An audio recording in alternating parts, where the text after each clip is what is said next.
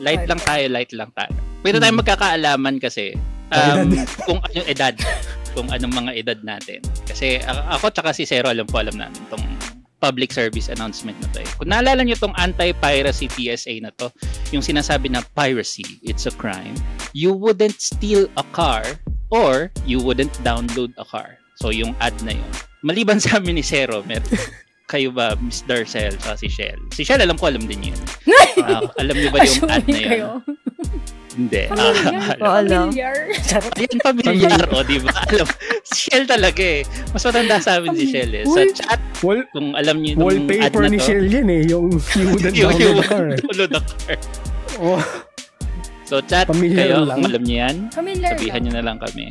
So, apparently kasi, itong anti-piracy campaign na to, allegedly, gumamit siya ng pirated na font. Ironic. So, anti-piracy PSA gumamit ng pirated na font. So, ano yung nangyari? Sabi kasi dito, instead of using yung original font, yung font na FF Confidential na ginawa ni Just Van Rossum, pagkagagamitin mo kasi yun, kailangan mo ng license to use it for commercial use. Apparently, it appears that yung anti-piracy campaign na yun use a font called X-Band Rough. Again, allegedly. Hindi niya ginamit yung yung kailangan ng license na gamitin ng font na FF Confidential. Ang ginamit niya yung X-Band Rough. Yung problem kasi dito is yung X-Band Rough is a clone of yung FF Confidential na font. Allegedly, para ma-circumvent yung pagbabayad nila ng license para gamitin for commercial use yung FF Confidential, naghanap na lang sila ng clone ng font na yun. Bakit di lang sila naghanap ng ibang font? Mas maganda yung font yun, bakit ba? Usually kasi sa Creative Commons na mga licenses, mga ganyan, yung mga for public use, mga open source, mga ganun. Hindi mo pwedeng gamitin for commercial purposes. So, di ba mas sila dito? Mas kawawa sila kasi ginamit nila yung X-Band Rough na clone na which is not for commercial use. Instead, yung dun sa FF Confidential. You wouldn't download the font. Yun ang dapat nila. They actually did. They actually did, di ba? Kaya pala wala yun sa PSA na mga words na sinabi nila dun sa trailer. Hindi pala kasama, hindi affected. I see. Ito according to merong nilabas na statement si Just Van Rossum, siya yung creator or yung gumawa ng original na font na FF Confidential. Sabi niya, I knew my font was used for the campaign and that a pirated clone named X-Band Rough existed. I did not know that the campaign used X-Band Rough and not FF Confidential though. So this, in fact, is new to me and I find it hilarious. I find it hilarious too.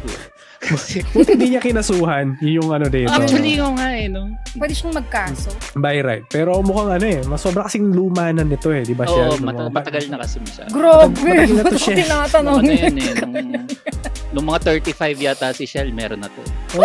High school kami yata nung lumabas siya. High school tayo nun Nung kami ni Zero, high school yan lumabas yan. Hindi pa ako pinapanganak niyan.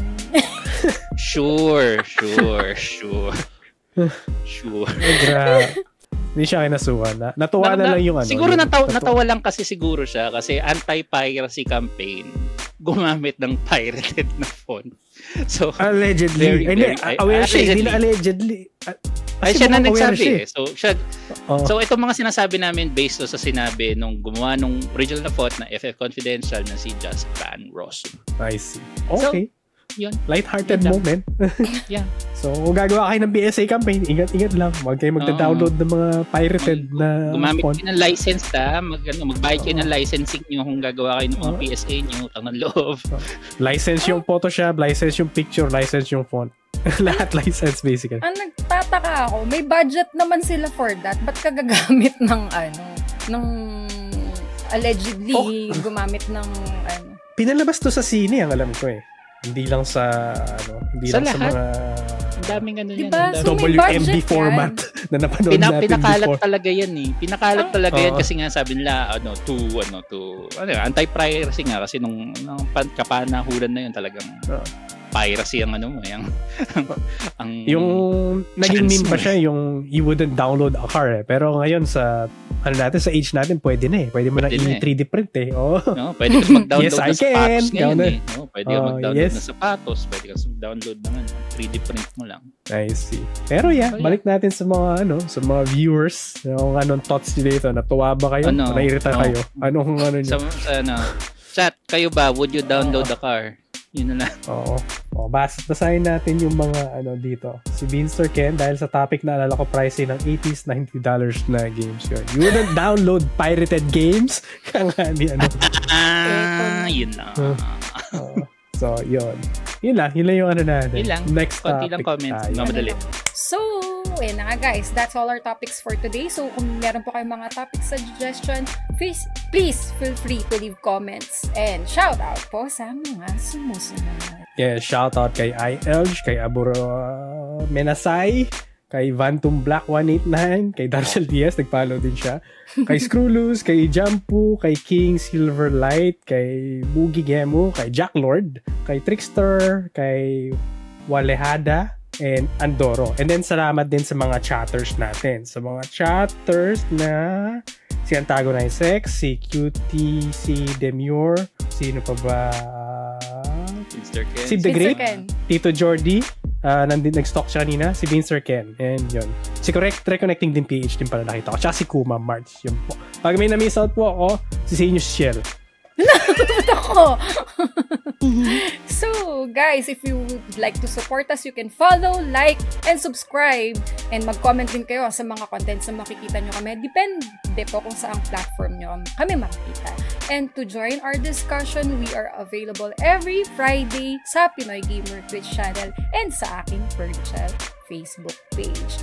And kung gusto nyo pong maging guest tulad ni Darcel, just let us know para ma-arrange po namin to. At yung mga shoutouts nga ay binibigay namin sa end ng video.